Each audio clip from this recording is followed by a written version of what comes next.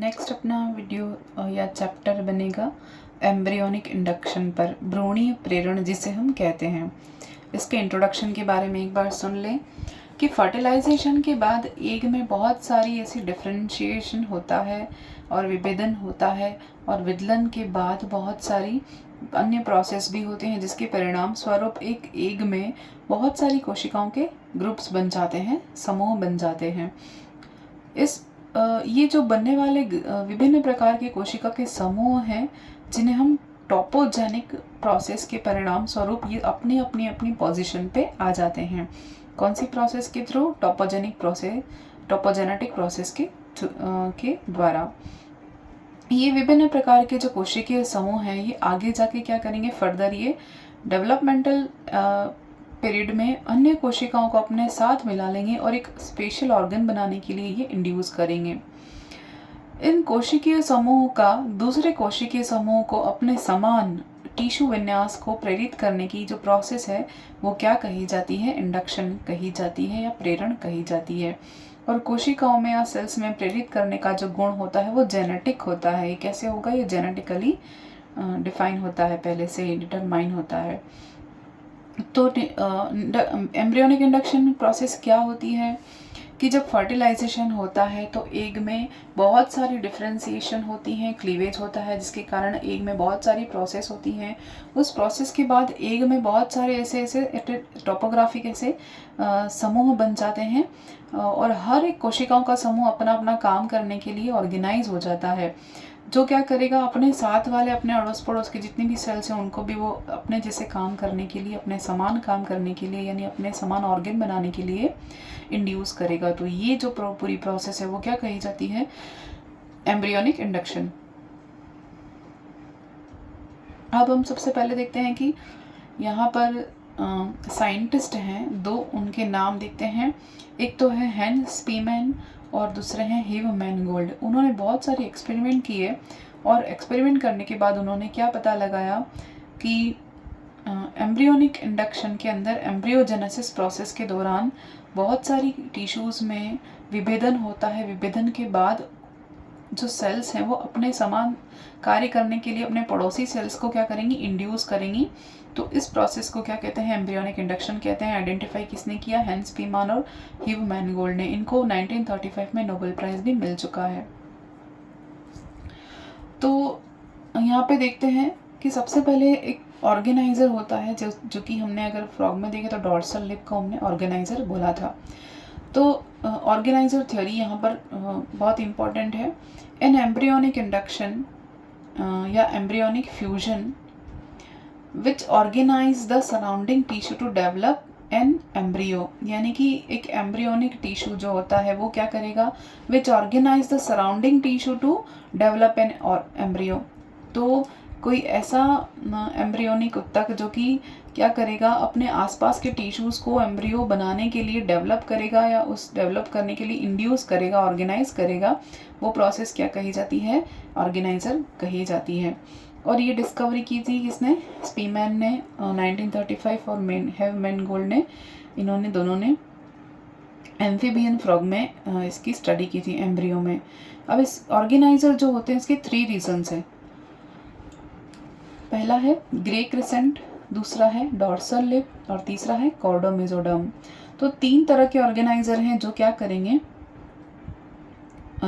Induce करने का काम करेंगे। जैसे ग्रे क्रिसेंट है वो जब अंड निषेचित हो जाता है तब काम करता है, ये यानी फर्टिलाइज्ड एग में काम करेगा। ग्रे क्रिसेंट कब ऑर्गेनाइजर बनेगा? जब एग फर्टिलाइज हो जाएगा तभी ऑर्गेनाइजर की तरह फंक्शन करेगा।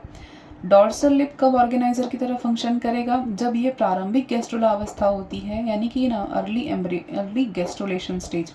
फर्टिलाइजेशन हो जाने के बाद जब गैस्ट्रोला अवस्था आती है तब अर्ली गैस्ट्रोलेशन स्टेज में डॉर्सल लिप क्या करेगा? ऑर्गेनाइजर की तरह एक्ट करेगा। तीसरा रीजन कौन सा हो जाएगा? कॉर्डो मेसोडर्म। कॉर्डो मेसोडर्म में एक्टोडर्म, एंडोडर्म, मेसोडर्म तीनों लेयर आ जाती हैं। तो ये भी गैस्ट्रोला के स्टेज में ऑर्गेनाइजर की तरह एक्ट करेगा। तो 3 प्रकार के हमने क्या देखे, ऑर्गेनाइजर रीजन देखे, पहला ग्रे क्रिसेंट, फिर दूसरा है डॉर्सल लिप और तीसरा है कॉर्डा मेसोडर्म। ये कब काम करेगा, जब फर्टिलाइजेशन शुरू हो जाएगा तब। ये कब काम करेगा, अर्ली गैस्ट्रुलेशन स्टेज में, और ये कब काम करेगा, ड्यूरिंग गैस्ट्रुलेशन स्टेज। अब हम देखते हैं कि ये होता कैसे, ये एक्ट कैसे करता है, फंक्शन कैसे करता है।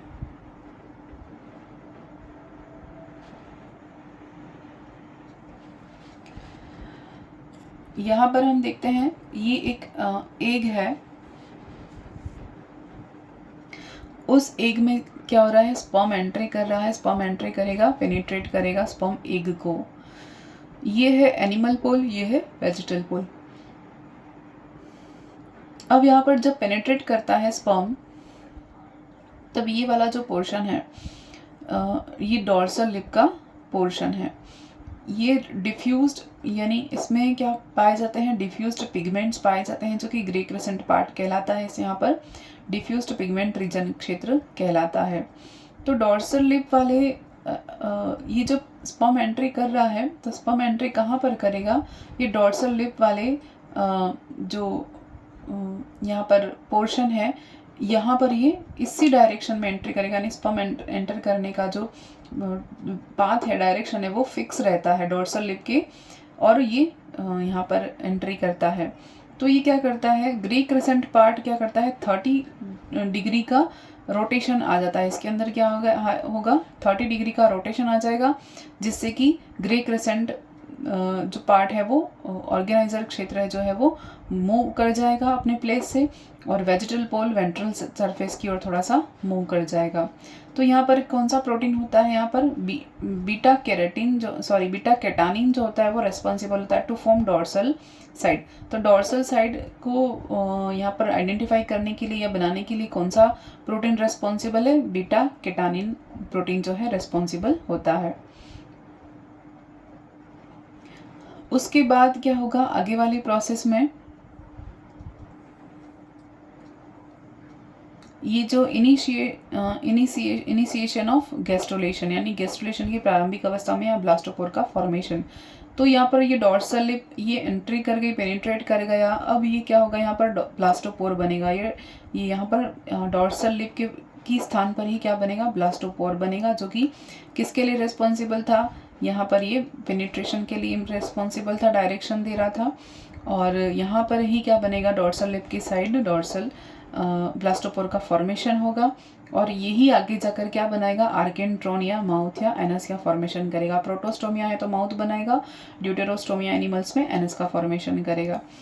तो इन्होंने इसको स्पीमेन का प्रारंभिक संगठन तंत्रिका नली भी कहते हैं। तंत्रिका प्लेट का निर्माण का जो प्रेरण होता है वो भी, यानी न्यूरल प्लेट का फॉर्मेशन भी बना दिखाते हैं। इसके बाद देखेंगे, पहले इसको कंप्लीट कर लेते हैं कि गैस्ट्रुलेशन का प्रारंभ जो हो गया, ब्लास्टोपोर बन गया, यानी कि पेनिट्रेशन जो पाथ है वो फिक्स करता है कौन, डॉर्सल लिप। तो यहाँ पर ये ग्रे क्रिसेंट है, ये क्या है, प्राइमरी ऑर्गेनाइजर की तरह काम करता है। ये क्या है, प्राइमरी ऑर्गेनाइजर की तरह काम करेगा। तो ये इंड्यूस करेगा स्पर्म इसको। अब डॉर्सल जो मोस्ट रीजन जो होता है, या इसको ये इस सेंटर को क्या कहते हैं, न्यूकुप सेंटर भी कहते हैं। ये जो डॉर्सल रिप वाला जो रीजन है उसे हम न्यूकुप सेंटर भी कहते हैं, जो कि ऑर्गेनाइजर की तरह काम करता है। इसे हम प्राइमरी ऑर्गेनाइजर भी कहते हैं या स्पीमेन ऑर्गेनाइजर भी कहते हैं। न्यूकुप सेंटर इंपॉर्टेंट है, यानी न्यूकुप सेंटर में क्या होगा, ये इंड्यूस करेगा, प्राइमरी ऑर्गेनाइजर को जगाएगा, प्राइमरी ऑर्गेनाइजर को इंड्यूस करेगा। ये प्राइमरी ऑर्गेनाइजर डॉर्सल लिप को ब्लास्टोपोर बनाने के लिए इंड्यूस करेगा, और ब्लास्टोपोर से गैस्ट्रुलेशन फॉर्मेशन आगे बढ़ेगा। तो डॉर्सल लिप में 3 तरह के सेंटर होते हैं, एक तो है नॉगिन सेंटर, एक है कॉर्डिन सेंटर, और एक है फॉलिसेशन सेंटर। ये 3 तरह के यहाँ पर फैक्टर्स होते हैं जो डॉर्सलाइजेशन फैक्टर कहे जाते हैं। आगे हम देखते हैं, नेक्स्ट हम देखेंगे एम्ब्रियोनिक इंडक्शन की थ्योरीज के बारे में। अलग अलग सिद्धांत दिए हैं। अभी हमने प्राइमरी ऑर्गेनाइजर के बारे में देखा, तो किसने दिया था, वो स्पीमेन ने दिया था। डॉर्सल लिप को जो ब्लास्टोपोर है उसे हमने क्या नाम दिया, ऑर्गेनाइजर नाम दिया। ये जो क्या करेगा, यह उत्तक या टिश्यू पूर्ण एम्ब्रियो को विकसित करने की क्षमता रखता है, इसलिए प्राइमरी ऑर्गेनाइजर कहते हैं। ये प्राइमरी ऑर्गेनाइजर हमने जो बात कर रहे थे वो क्या थी, ये कंप्लीट एम्ब्रियो को बनाने की क्षमता रखता है और अंडे के परिवर्धन के काल में कोशिकीय समूह का अन्य समूह पर इंडक्शन होता है, जिसके कारण जो टिश्यू है वो ऑर्गेनाइजर और एम्ब्रियो के ऑर्गेनोजेनेसिस की प्रोसेस के लिए इसके लिए रेस्पॉन्सिबल होती है। तो ये जो पूरी प्रक्रिया क्या कही जाती है, एम्ब्रियोनिक इंडक्शन कही जाती है। अब हम यहाँ पर अलग अलग थ्योरीज के बारे में पढ़ेंगे। पहला हम देखते हैं, इसमें क्या है, एम्ब्रियोनिक इंडक्शन में सेल जो है उसको स्टिमुलाई मिलेगा, उद्दीपन मिलेगा, जिसको इंडक्शन कहेंगे, जिसके कारण ऑर्गेनाइजर का फॉर्मेशन होगा। ये ऑर्गेनाइजर कौन कौन से हो सकते हैं, डॉर्सल लिप हो सकता है, कॉर्डम मेसोडर्म हो सकता है, ये सारे के सारे प्राइमरी ऑर्गेनाइजर की तरह काम करेंगे। और इन प्राइमरी ऑर्गेनाइजर से क्या बनेगा, एक्टोडर्म का फॉर्मेशन होगा, यानी कि ये कंप्लीट ऑर्गन बनाने की क्षमता रखते हैं, ये कह रहे हैं। और एक्टोडर्म से फिर न्यूरल ट्यूब का फॉर्मेशन होगा, न्यूरल ट्यूब जो कि सेकेंडरी इंडक्शन की तरह काम करेगा, और इससे ऑप्टिक वेसिकल का फॉर्मेशन होगा, और ऑप्टिक वेसिकल से क्या बनेगा, लेंस का निर्माण होगा। तो ये न्यूरल इंडक्शन के कारण ऑप्टिक वेसिकल बनती है, ऑप्टिक वेसिकल से लेंस का निर्माण होगा। तो ये क्या है, प्राइमरी ऑर्गेनाइजर है। प्राइमरी ऑर्गेनाइजर से क्या बनता है, आईज बनेंगी, फिर कान बनेंगे, पैर बनेंगे और लंग्स बनेंगे, प्राइमरी ऑर्गेनाइजर से बनते हैं। फिर हम देखते हैं रेसिप्रोकल इंडक्शन। इसमें क्या होता है, मेसेनकाइम ऑफ विंग बर्ड, यानी पक्षी की जो मेसेनकाइम होती है वो इंड्यूस करेगी, और किसको, एपिकल कॉर्डो एपिकल एक्टोडर्मल जो रीज होती है उसको इंड्यूस करेगी। और ये ही जो एपिकल एक्टोडर्मल रीज है ये किसको इंड्यूस भी कर सकती है, यानी रेसिप्रोकल भी हो सकता है, ये मेसेनकाइम ऑफ विंग बर्ड को भी इंड्यूस कर सकता है, यानी ये सेल इसको भी इंड्यूस करेगी, बनने के लिए प्रेरित करेगी, और ये सेल इसको भी बनने के लिए इंड्यूस कर सकती है। दोनों एक दूसरे को बनाने के लिए ये फंक्शन कर सकती हैं।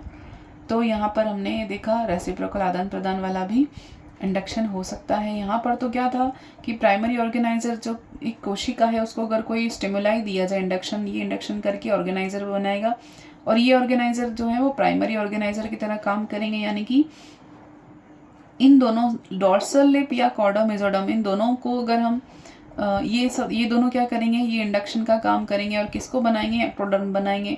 एक्टोडर्म को इंड्यूस करेंगे न्यूरल ट्यूब बनाने के लिए, और न्यूरल ट्यूब बनेगी। ये न्यूरल ट्यूब किसकी तरह काम करेगी, सेकेंडरी इंडक्शन की तरह काम करेगी, और सेकेंडरी इंडक्शन से ये ऑप्टिक वेसिकल बना सकते हैं, और ऑप्टिक वेसिकल से लेंस का फॉर्मेशन होता है। अब हम देखते हैं, एक टर्म है कॉम्पिटेंसी या सामर्थ्य। ये किसने दी थी, वेडिंगटन ने दी थी, यानी इसका मतलब होता है एबिलिटी। एबिलिटी का मतलब है कि किसी भी एक्टोडर्म से अगर इंडक्शन दिया जाए किसी भी एक्टोडर्म को, तो उसमें क्या एबिलिटी है, क्या कॉम्पिटेंसी है, न्यूरल ट्यूब बनाने की कैपेसिटी है। तो ये हम कहेंगे एक्टोडर्म में कौन सी कैपेसिटी है, न्यूरल ट्यूब बनाने की कैपेसिटी है। किसने बताया था, वेडिंगटन ने। फिर दूसरी थ्योरी है इसमें, थ्योरी ऑफ इंडक्शन में मैकेनिज्म ऑफ इंडक्शन। सबसे पहले ग्रेडियंट थ्योरी देखते हैं। ग्रेडियंट थ्योरी किसने दी थी, टाइवोनिन और यामाडा ने दी थी। ये क्या कह रहे हैं कि ये नेचुरलाइजिंग एजेंट और एक होता है मेसोडर्मलाइज एजेंट। ये दोनों एजेंट होते हैं, क्या करते हैं, कंसंट्रेटेड एट डॉर्सल लिप। ये दोनों कहाँ पर कंसंट्रेटेड हो जाते हैं, डॉर्सल लिप की तरफ कंसंट्रेट हो जाते हैं, जिससे ग्रेडियंट उत्पन्न होता है और जिससे नए ऑर्गन का फॉर्मेशन होता है। फिर दूसरा थ्योरी अपने पास एक hypothesis, one factor hypothesis. One factor hypothesis में एग्जांपल हमने बाय न्यूकुप सेंटर द्वारा देखा था, जो inducer produce only one factor, यानी ये इंड्यूसर क्या करेंगे, केवल एक फैक्टर को ही इंड्यूस कर सकते हैं, जो कि न्यूकुप सेंटर द्वारा हमने देखा था। और नेक्स्ट है अपना आयनिक थ्योरी। ये आरपीएससी में आ चुका है क्वेश्चन। ये किसने दिया था, बार्थ ने दिया था। इसमें क्या होता है, process of induction is initiated by release of ions from bounded form, यानी कि इसमें क्या होगा, आयनों के रिलीज होने से इंड्यूसर काम करता है, यानी कि process of induction is initiated by release of ions, यानी आयनों के रिलीज होने से क्या होगा, इंडक्शन की प्रोसेस स्टार्ट होगी। और ये आयनिक सिद्धांत किसने दिया था, बार्थ ने दिया था। ये क्वेश्चन आरपीएससी में पूछा जा चुका है। तो ये इंडक्शन था, एम्ब्रियोनिक इंडक्शन के बारे में इंपॉर्टेंट चीज़ें जो थी वो मैंने यहाँ पर आपसे डिस्कस कर ली हैं। Thank you.